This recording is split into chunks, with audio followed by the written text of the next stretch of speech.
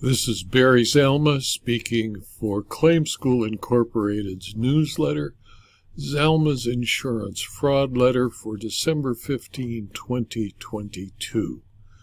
This, Volume 26, Number 24, the 26th year ending today, December 15, 2022, wishing you a Merry Christmas, a Happy Hanukah, and may the winter solstice be peaceful and mild. And as I do every year at this time, Zalma's Insurance Fraud Letter publishes a Christmas fable of fraud. The story that follows is fiction-based in part on a true case worked on by me. Any similarity to real people is unintentional. It is meant only to educate fraud professionals about how some unscrupulous people use the crime of insurance fraud for fun and profit during the Christmas season. Raymond Alexander had no religion.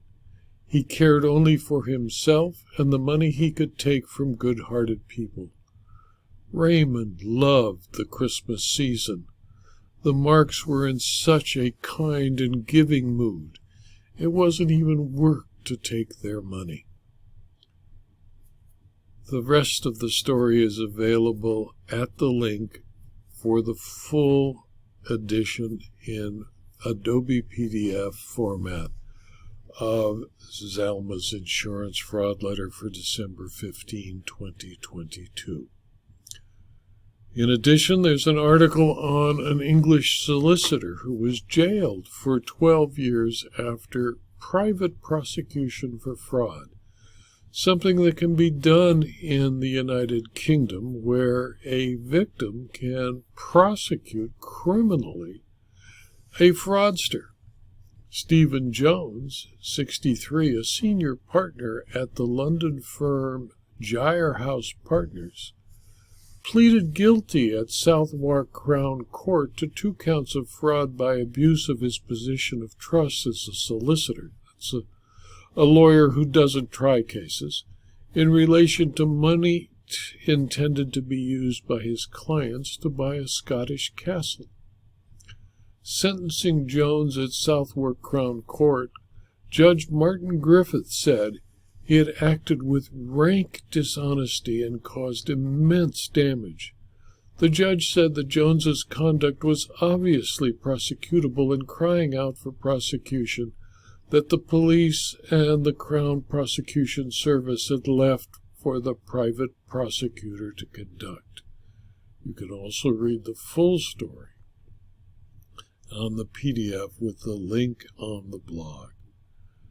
Then I publish an editorial which includes my anti-fraud resolutions. And in 2009, ZIFL posted an editorial with New Year's resolutions for every person involved in the business of insurance. I repeat it again with some modification and additions in this issue and add some thoughts for 2023. Insurance fraud of all types continues to grow to epidemic levels. It is perpetrated by people of every race, religion, national origin, financial situation, sexual orientation, age, or physical condition. You can read the full list of my resolutions at the newsletter at the link set forth in the ZIFL for 12/15/2022. I also add an article on how to defeat insurance fraud, which is really a link to the article I wrote for the CPCU Society's Insights magazine.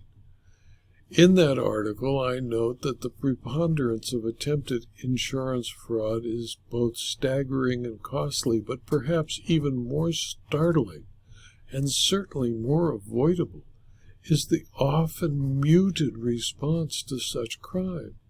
The Coalition Against Insurance Fraud estimates that insurance fraud costs the industry more than $308 billion a year, No one knows the full amount because the most insurance fraud attempts succeed. You can read the full article at CPCU Insights with the link on this blog post. Then I report on good news from the Coalition Against Insurance Fraud, which includes multiple stories of convictions for insurance fraud, including the first, a story where the claimant contends that his client duped me. A banker desperately contended in court after helping disbarred personal injury attorney Alex Murtaugh steal money from insurance settlements of clients in South Carolina. Russell Lafitte was convicted anyway. He was CEO of Palmetto State Bank and the embattled Murdaugh's personal banker. Lafitte loaned Murdaugh and himself money stolen from the insurance settlements, diverting the money from personal injury or death cases. Lafitte lied in court that he had just followed the instructions of one of his biggest clients, who lied to and manipulated him, except that Murdaugh gave Lafitte checks written to the bank instead of clients. This allowed Murdaugh to divert the client's insurance funds to others to whom he owed money, his law firm, clients he cheated, or family members. Lafitte was convicted and could spend decades in federal prison when sentenced. Murdaugh, the scion of a prominent legal family in South Carolina, has been disbarred and is under arrest. You can read the full article and the full newsletter at the link on the blog. Next, we speak about a Florida session agenda that calls for claims process changes and more oversight of insurers. Florida legislative leaders, working with the proclamation from Senate President Kathleen Passidomo and House Speaker Paul Renner, noted that the 5-day special session of the Florida legislature will consider ways to reduce the cost of property insurance claims litigation, improve the availability of insurance, limit assignment of benefits agreements, and reduce the size of the state-created Citizens Property Insurance Corporation. You can read the full article at the newsletter with the link set forth in the blog. Next, we speak about a suspended Florida Claims Center lawyer who agreed to interim probation. In the article, we note that Jennifer Perez, a partner with the Gauthier, Murphy, and Houtaling law firm, agreed to the terms of an interim probation imposed by the Florida bar, according to court records.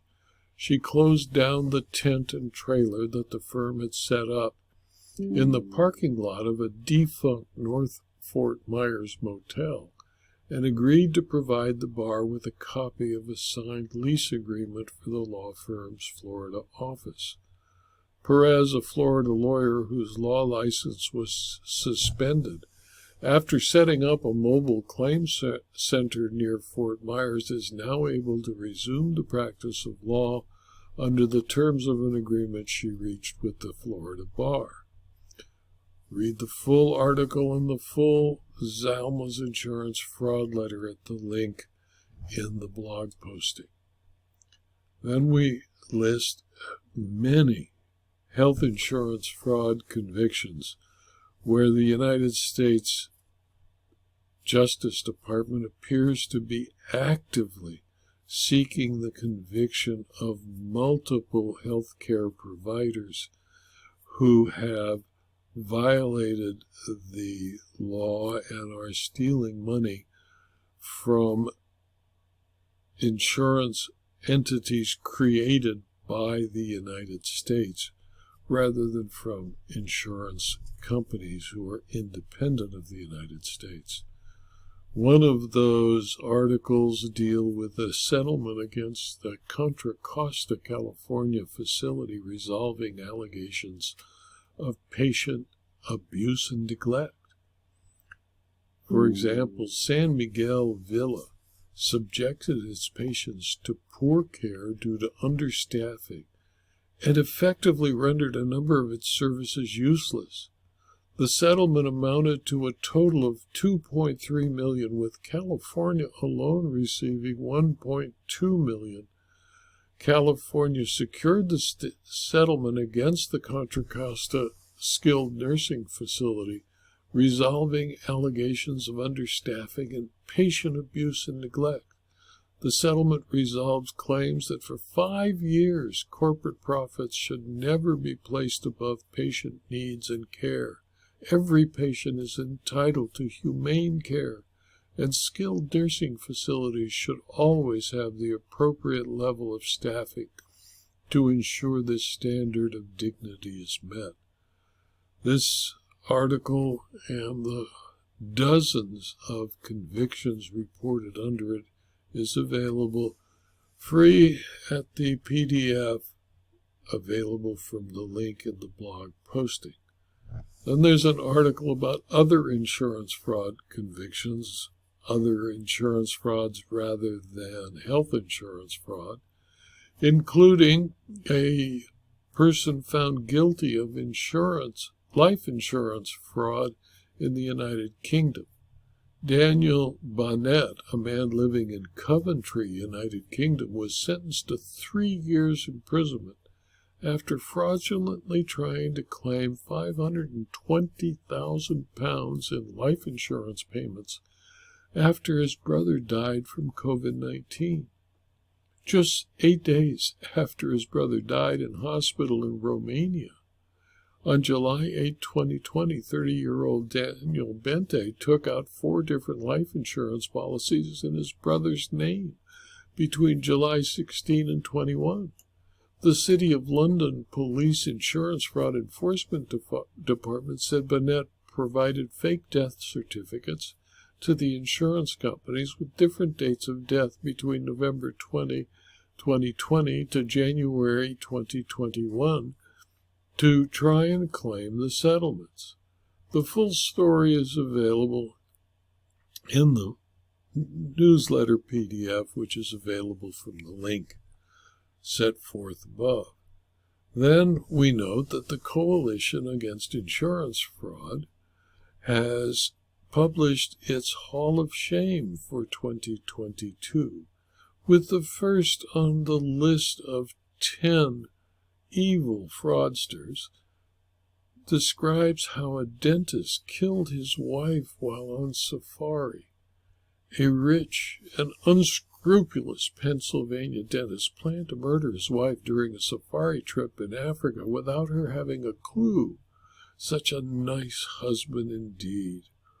Why, you ask? Take a wild guess. If you thought money, then you are correct. It was silly, since he really did not need a $5 million insurance payment.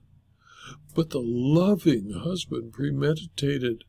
His cover plan was that they were hunting a leopard in Kafue National Park in 2016 so his wife could attain her goal of shooting a leopard. She didn't. He was not the husband of the year. He murdered his wife and attempted to collect on a $5 million life insurance policy, although he was already rich. This video was adapted from Zalma's insurance fraud letter for December 15, 2022, which is available free to anyone who clicks on the URL zalma.com/blog and who downloads the full newsletter, which is available in PDF format from the links in the newsletter and in this blog posting. If you found this video to be interesting or useful to you and the newsletter to be interesting and useful, please tell your colleagues so that they can subscribe to the newsletter to receive it twice a month, and so they can subscribe to my blog posting where they can receive a blog at least once every week, 5 days a week, sometimes more than 5 a week, and also subscribe to my videos at youtube.com and at rumble.com. Thank you for your attention.